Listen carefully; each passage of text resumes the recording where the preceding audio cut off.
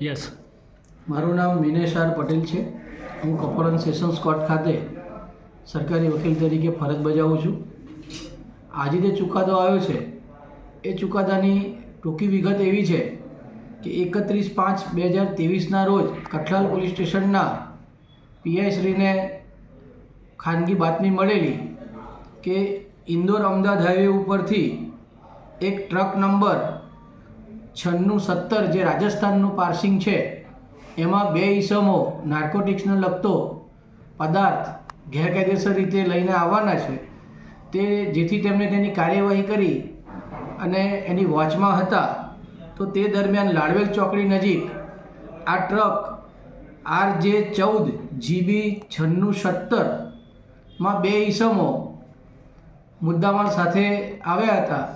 આ ટ્રકને ઊભી રાખી તેની પૂછપરછ કરતા બે વ્યક્તિઓ ગેસીરલાલ રેગર અને નેમીચંદ રેગર જે બંને ભાઈઓ છે તે બંને ટ્રકમાં ઘઉંની કોથળાઓના આડમાં કુલ 2722 કિલો અને 800 ગ્રામ જેટલો પોસ્ટડોડા જેને પોપી સ્ટ્રો તરીકે ઓળખાય છે તે ગેરકાયદેસર લઈને રંગે હાથે ઝડપાયેલા, જેનો આજે સમગ્ર ટ્રાયલ ચાલી જતા આજરોજ સેશન જજ શ્રી KS પટેલ સાહેબે બંને આરોપીઓ ગેસીરલાલ રેગર અને નેમીચંદ રેગર બંનેને 14 વર્ષની સખત કેદની સજા અને સાથે બંનેને 1 લાખ રૂપિયાનો દંડ ફટકારેલો છે.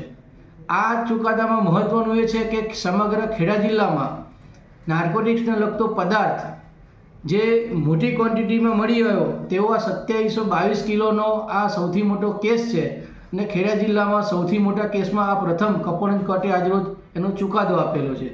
વધુમાં બંને આરોપીઓને પકડાયા ત્યારથી આજ દિન સુધીમાં જામીન આપેલા નહીં, જેથી તેઓને UTP કેસ ચાલ્યો છે અને બંને આરોપીઓને આજરોજ સજા વોરંટ ભરી જેલમાં પરત મોકલેલા છે.